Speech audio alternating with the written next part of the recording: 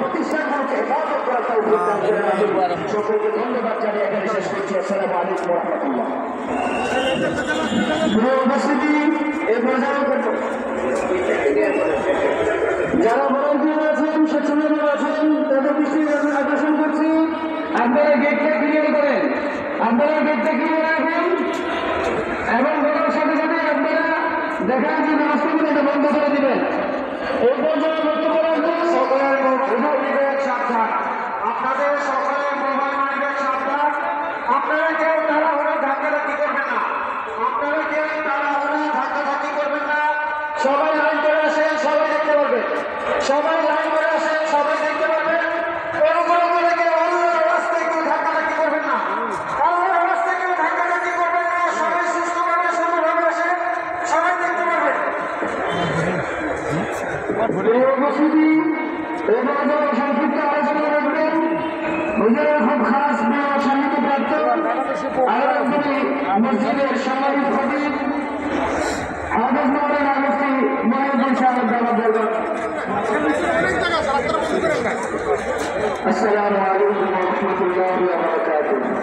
রাস্তাটা বন্ধ করেন না। নাহমাদুহু ওয়া নুসাল্লি আলা রাসূলিল কারীম, আম্মা বা'দ।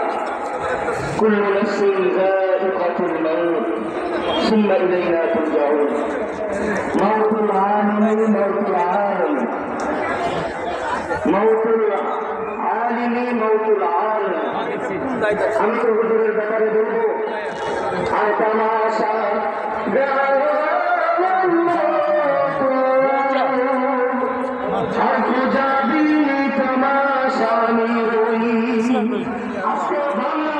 অসংখ্য অলিত ইসলাম থেকে হযরত আপনাকে দেখার জন্য সবাই চলে এসেছে। আর আজকে আপনি আমাদের ছেলে কোথায় রওনা হয়েছেন, কোথায় চলে যাচ্ছেন? হযরত আপনার খেদমত আমরা করতে পারি। হযরত আপনি যে এত বড় আজকের মানব জাতি আজকে সাক্ষী, আপনি কত বড় আলেম ছিলেন, আপনি কত বড় দায়ী ছিলেন, বিশ্ব মানবতা আজকে আপনার ব্যাপারে সাক্ষী দিলে ঠিক কিনা? আমি হযরতের ব্যাপারে দু একটি কথা বলবো, সেটা হলো কখনো তাকে আগে সালাম দেওয়ার জন্য কষ্ট করতে হতো, তাকে আগে সালাম দেওয়া অসম্ভব ছিল।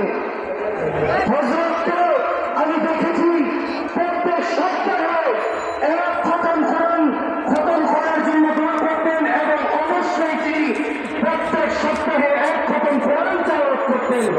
হযরত কোরআনে এত আশিক ছিলেন, এলমের এত আশিক ছিলেন, হযরত মসজিদে বসে বসে আল্লাহর সান্নিধ্যে দাঁড়ায় মাগরিব থেকে এশা পর্যন্ত প্রত্যেক দিন মশগুল থাকতো। পিস্তলের গুলি মিস হতো, হযরতের ইবাদতের ওজিফা মিস হতো না। সুবহানাল্লাহ। আমি হযরতের কাছে থেকে দেখেছি, হযরতের খেদমত সেভাবে করতে পারিনি। গত শনিবার হযরত যেদিন অসুস্থ হয়ে পড়লেন, হযরত মসজিদে আসলেন, এত আগে আসেন না। ওই দিন আসার পিছনে এসে বললেন, অসুস্থ হয়ে বমি করে দিলেন। হযরতকে বললাম, হযরত আপনার গায়ে তো অনেক জ্বর, হাত চেপে ধরলাম, দেখলাম চাপ বের হচ্ছে। বললাম, হযরত আমি আছি। হযরত সাথে সাথে বললেন, ইমাম সাহেব নামাজ পড়াবে। হুজুর মাগরিব পরে শেষ নামাজ এই আগামাবাদ তৈরি মসজিদ থেকে যে গেলেন, আগামাবাদ তৈরিতে আবার লাশ হয়ে আসলেন। আমরা হযরতকে দোয়া করবো, হযরতের জন্য দোয়া করবো। আল্লাহ রাব্বুল আলামিন যেন হযরতকে জান্নাতের উঁচু মাকাম দান করেন।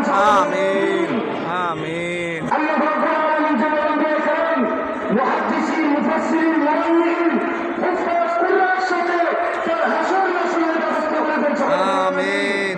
তার যে খাজানার কাজ আল্লাহ রাব্বুল আলামিন যেন সবার সম্মতিতে সর্বস্বভাবে আদায় করার তৌফিক দান করেন। আমিন। ওয়া আখিরু দাওয়ানা আলহামদুলিল্লাহি রাব্বিল আলামিন। এখন